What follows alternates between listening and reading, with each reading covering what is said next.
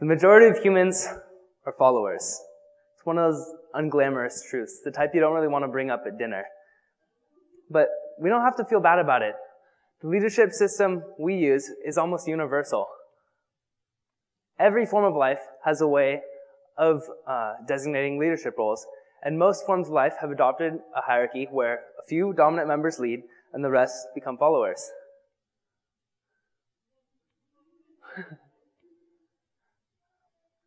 But humans are not like any other form of life. We have an incredible ability to take the same materials, the same DNA, same chemical processes, same biological drives, and use them in totally unprecedented ways. 92% of our genes are identical to a mouse's, but just about everything we think and do is different. We've shown again and again that we are not bound by the same rules that apply to other species. And sometimes cheating these rules is disastrous. For example, every year we pump in more than 683 billion pounds of carbon dioxide into the atmosphere. That's enough to melt the polar ice caps more in the last 20 years than in the last 10,000. But sometimes humans bend those rules in unpredictable, extraordinary, beautiful ways. I propose that we bend the natural organization of leadership. Bend it so that everyone becomes a leader. Leaders are people who use themselves as examples to inspire those around them. Because of that ability, they usually end up in charge of things, but that's really not the important part. The important part of being a leader is the inspiring role model part. People, especially youth, I've noticed, feel powerless because they see no way to accomplish their dreams. They have an idea and an urge to make that idea a reality, but they see no way to get there, and so they just give up. I know this because for years I've worked with teens who feel this way. Through Teen Peer Court, Teen Peer Court is a program in which teens serve as jurors, attorneys, bailiffs, and clerks in a real court trial in which they judge a teen offender who has committed a crime and been arrested for something like petty theft, vandalism, or drug or alcohol abuse. At the end of the trial, the teen jury gives the teen offender a sentencing. They've already admitted guilt, so all that's left is really the sentencing. And the sentence involves some form of community service and some way to give back to the community and some way to improve the teen themselves. So, as a Teen Peer Court defense attorney, I meet with the offenders ahead of time, and I notice that they're almost always shy and a little bit embarrassed. That's quite significant to me, and that's for a couple of reasons. First, it shows that they actually care what I think about them. Second, it shows that they recognize that the crime they've committed has put them at a disadvantage. And third, it means that they have shame as a motivator to change themselves, to improve themselves. Peer pressure is incredibly powerful, and it's not always a negative thing. As a rule, teens really do not respond well to authority. They clam up, shut down, and put up their no vacancy signs. But when fellow teens, when peers come together, not adults or police officers or parents, but fellow teenagers come together to influence the teens, the effect can be really marvelous. The teens actually listen. It's incredible actually to see when just through their presence, teen volunteers, these people that you see behind here, these are jury members. The volunteers convince teens that there are better alternatives to crime, convince the teen offenders that there are better alternatives to crime, and better ways to spend their time. At the same time, the volunteers become leaders in the community, and the teens become compelled to make better choices about their future. And these teens, the offenders, the ones being put on trial, are full of ideas and they're just bursting with talent. They're really intelligent people, and people discard them sometimes because they think that they've gotten in trouble, so they're not worthwhile people. They really are. They just need to be put on a path that allows them to pursue growth and become leaders. And that's the best thing about Teen Peer Court, because the jury often hands out a sentence that requires the teen offenders to serve on future Teen Peer Court juries. The offenders are channeled directly into leadership positions. And it really does work. The California state traditional justice system has a 30% recidivism rate for youth. Teen peer court, 6%. Consider that.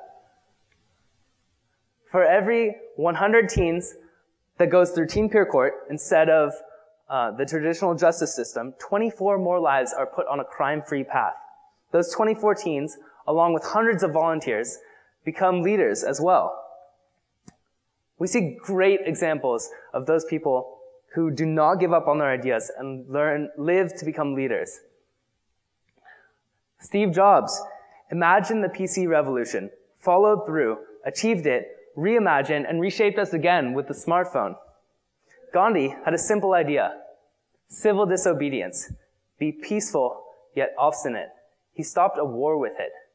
Elon Musk, an amazing man, incredibly creative entrepreneur, had ideas ranging from space exploration technology to a way to transfer money online, all the way to electric sports cars. He went on and achieved and followed through on each of those ideas, became the founder of SpaceX, PayPal, and Tesla Motors. But here's the really incredible thing. These people aren't the only ones with ideas. They might not even be the ones with the best ideas. They're just the ones who had the tenacity to follow through and achieve what they imagined. Now, I know each of you has an idea, an incredible, original, creative idea. I know you do. But for some reason, something has kept you from achieving and realizing that idea. That's probably the reason you're not up here telling us about it. That and maybe the fact that you passed 18 a long time ago. And it's hard right now. It's hard, I know. But it doesn't have to be. And imagine if it weren't. Imagine if we lived in a world in which everyone had the opportunity to lead their idea from development to implementation. We can take every single person on this planet and make each one a leader in his or her capacity. So right now, the practical side of you is probably kicking in, saying, nah, that would never work. That's a little too hard, too expensive. It's impractical, right? Let go of the practical side for a minute. Practicality is important, but it's not as important as you've been led to believe. Think about it. A man on the moon, a backpack that opens up once you jump out of a plane to catch air and keep you from falling to your death. How about this one? A piece of metal in your pocket that connects to metal in space and then back down to metal somewhere else 6,000 miles away on Earth and lets you communicate with that person. These game changers do not start out practical. They take the world, they take practical and make it fit inside the idea that they have to change the world.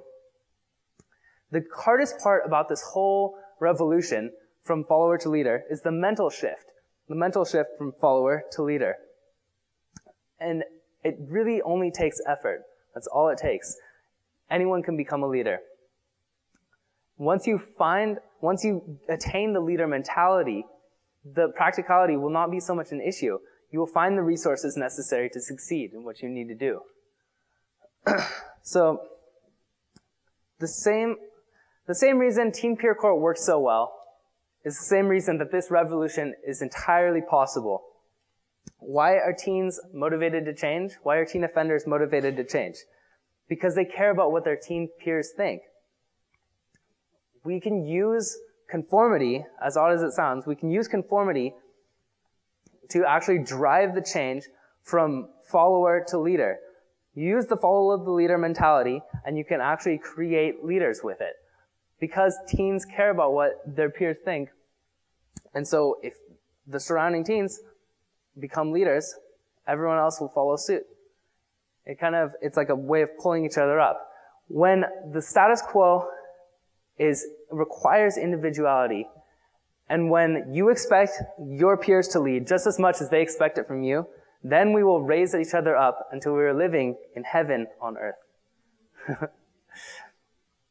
Benjamin Zander, one of the most inspirational people I've ever seen talk. I didn't see him actually talk live. I just saw a TED talk of his, actually. But he's incredibly inspirational. He gives a poignant reminder that each of us has a personal responsibility. He says, my job is to awaken the possibility in others. And I want to know if I'm doing that. You know how you find it? You look at their eyes. If their eyes are shining, you know you're doing it. And if their eyes are not shining, then you get to ask a question. Who am I being that their eyes are not shining? Right now, each of you has a responsibility to bring other people's eyes to life. Show them the great possibilities of that idea you've always had shoved into a closet somewhere. Put it into action. Or use someone else's idea and take that farther and put that into action. It doesn't really matter what you do so much as how you do it. Become a leader. You will amaze yourself with what you can accomplish. And you will be completely and utterly floored by what we can do together. Thank you.